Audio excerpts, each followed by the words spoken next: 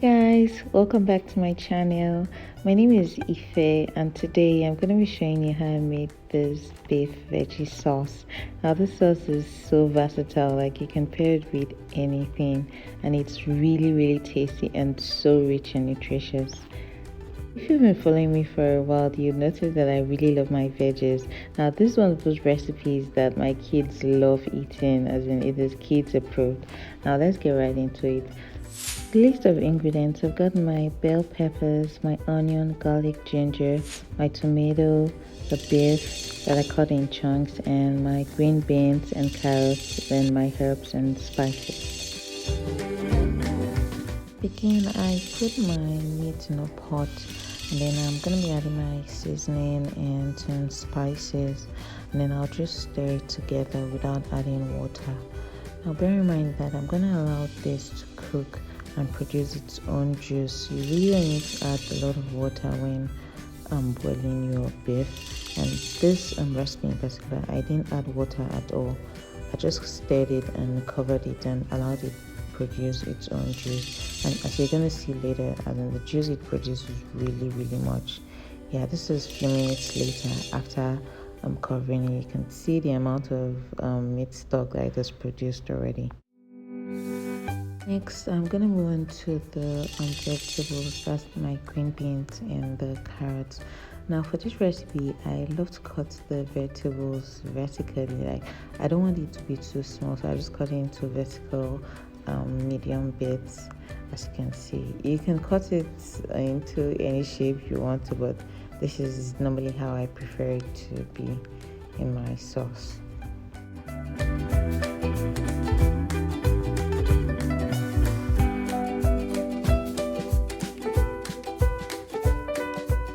The carrot, I love to chop it with this wavy cutter.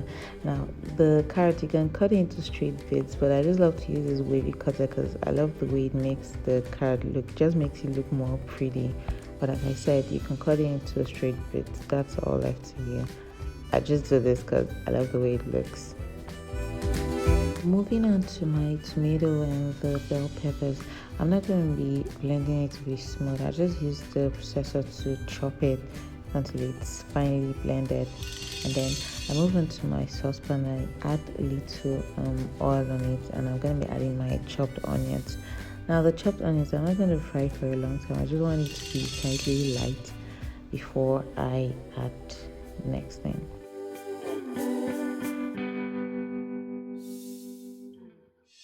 Once my onion has fried a bit and it's a little bit translucent, I'm going to be adding the beef, as the beef that I covered earlier. And I'm just going to stir this in and allow the beef to absorb that onion flavor. Again, after it has stir fried in the onion for a bit, I'm going to be adding my chopped bell peppers and the tomato that I chopped earlier.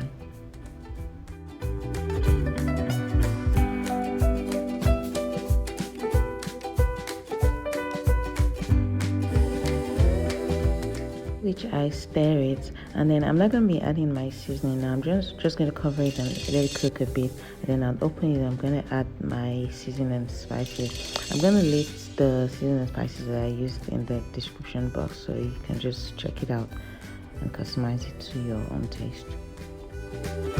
Making this sauce, you can make it as spicy as your taste bud will allow. As I said in the beginning, like, my kids love this sauce, so when making it, most times I try to omit habanero or scotch bonnet. I just add it later to my food when I've stitched it. But you can make it as spicy and hot as you want. It's all left to your taste buds. A couple of minutes after I've added all my seasoning and spices, you can see it's dark rich color, and when you notice it's beginning to thicken this way, you just stir it, and any moment from now I'm going to be adding my veggies that I cut earlier. Just stirring it, I don't cover the pot anymore. I just let it cook on its own, and at this point I'm going to be adding my cut veggies. and I'll just stir it in. Now once you've added you should make sure that your sauce is really cooked before adding your vegetables, because you don't want the vegetables to be overcooked. Like it tastes really nasty when it's overcooked. Yeah, so once you've added your vegetables, you just leave it to steam for a bit, and then your sauce is ready. Now just look at how gorgeous this looks. And seriously, if your kids don't like it, or if you yourself don't like it, then you come back and come and give me $1,000. Anyway, I hope you've enjoyed watching this video. As I said, you can pair this with pasta, you can pair it with rice, you can pair it with potatoes, you can pair it with the list is endless.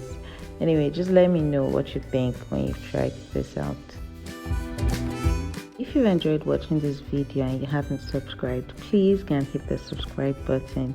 And also you can follow my page on Instagram. I post some amazing reels there as well. It's at IFE'S_kitchen. I'm gonna put the link down below so you can check it out. Thank you so much for watching. Until next time, bye.